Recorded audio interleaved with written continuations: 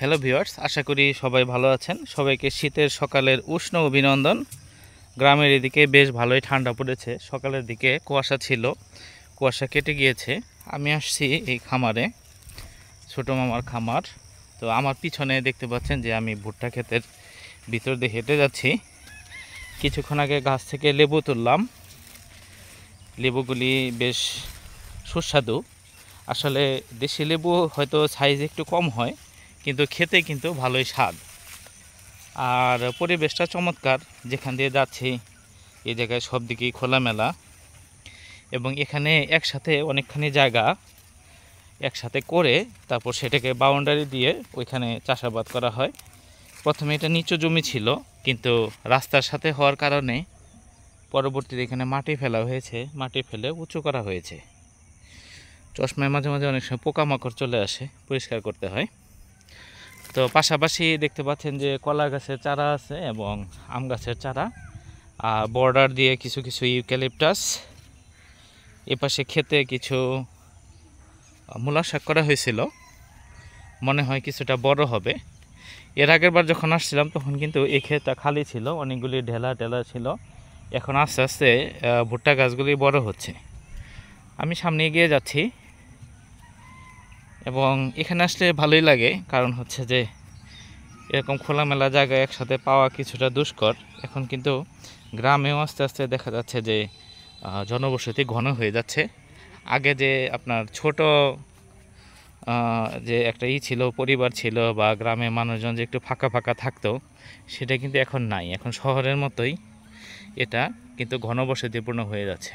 আমার পিছনে যদি দেখেন, আমি চতুর্পাশে ক্যামেরাটা আস্তে করে ঘুরিয়ে নিয়ে আসতেছি, এবং ওই যে সেই ঘরটা চোখে পড়ছে, এবং মোটামুটি একটা প্যানোরামিক ভিউ আপনারা পাবেন চতুর্পাশে।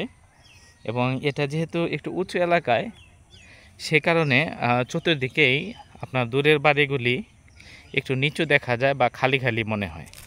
আর যেটুকু ঝাপসা দেখা যাচ্ছে ওইটুকু হচ্ছে কুয়াশা। একটু পরে আমরা এই যে সামনে ঘরে যাব, ওখানে গিয়ে আমরা গরুর দুধ নেব। গরুর দুধের একটা সুবিধা হলো যে এখানে সরাসরি গরু থেকে দুধ পানানো হবে, এবং সেটার ভিডিও আমরা একটু পরেই ইনশাল্লাহ করতে যাচ্ছি। সরাসরি দেখতে পারবেন, হয়তো সেটা শর্ট ভিডিও হিসেবে আসবে। এখানে লং ভিডিওতে আমি এটাই করতেছি, যেহেতু খামারটা দেখাতে একটু সময় লাগে, এই কারণেই। তো এক পাশে ভুট্টা, ওই পাশে আমরা মূলার শাক দেখলাম। আর এখানে যে ছোট ছোট ডাঙ্গা শাক দেখতেছেন, ডাঙ্গা শাকটা কিন্তু আপনার গ্রোথটা আর একটু ভালো হতে পারতো, কিন্তু এখনও হয়নি। হয়তো সার দিলে বা একটু যত্ন পেলে এটা হবে। আর এই পাশে কিন্তু অন্যান্য ভুট্টা গাছ হয়েছে এবং বড় হচ্ছে, এবং পিছনে দেখতে পাচ্ছেন গোবর কারি, এবং সেই সাথে ওইখানে নেট দিয়ে কিছুটা বেগুনের চাষ করা হয়েছে। আর ঘরের সাথে আপনারা একটা জাংলাও দেখতে পাচ্ছেন, জাংলার মধ্যে লাউ হয়েছে।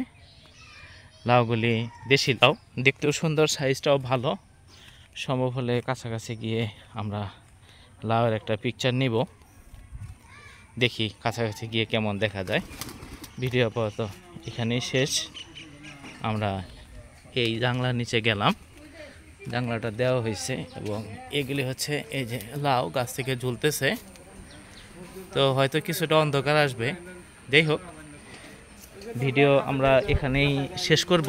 শেষ করার আগে আমরা এই যে বেগুনের এইটা দেখালাম, এখানে যে বেগুনের চারা হয়েছে, আর বাকি যে ভিউটা এটা পুরোটাই কিন্তু ফাঁকা।